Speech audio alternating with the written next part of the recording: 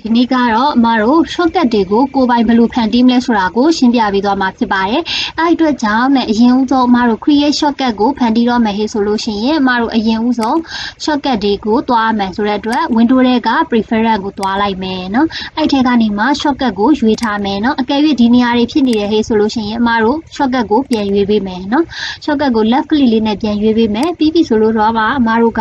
အရင်ဆုံးဘာကိုဖန်တီးမလဲဆိုရင် polygon ကိုဖန်တီးကြည့်ရအောင်နော်။အဲ့တော့ polygon polygon လို့ရိုက်ထည့်လိုက်မယ်ဒီမှာဆို polygon မှာအဆိုင်မရှိဘူးเนาะအဲ့တော့ polygon ဖန်တီးမယ်ဆိုလို့ရှိရင်အမတို့ကဘာနဲ့ဖန်တီးမလဲဆိုတော့ w နဲ့ဖန်တီးကြည့်အောင်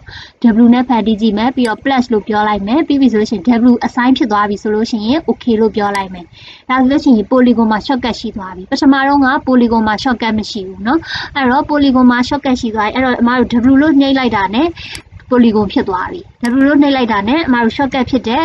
w လို့နှိပ်လိုက်တာနဲ့ shortcut w polygon ဖြစ်သွားမယ်เนาะအဲ့တော့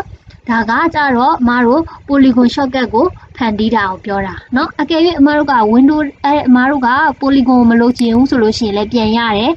window ကို w ကိုမလိုချင်ဘူးဆိုလို့ရှိရင်လည်း window တွေက preference ငယ်ကိုပြန်သွားမယ် shortcut ကိုပြန်သွားမယ် polygon ကို shortcut မဖန်တီးချင်တော့ဘူးဆိုလည်းရတယ်เนาะအဲ့တော့ shortcut မဖန်တီးချင်တော့ဆိုရှင်သူ့ကို select မှတ်ပေးလိုက်မယ်ပြီးပြီဆိုလို့ရှိရင်အနှုတ်ကိုရွေးပေးလိုက်မယ်ပြီးတဲ့ခါကျတော့မှ okay လို့ပြောလိုက်မယ်ဒါဆိုရင်ငကိုမူလအတိုင်းဖြစ်တဲ့ polygon မှာ shortcut မရှိတော့ဘူးသူ့ကိုပဲရွေးရတော့မယ် w ကိုနှိပ်ကြည့်လိုက်ရင်အမတို့ဘာမှကြလာမှာမဟုတ်ဘူး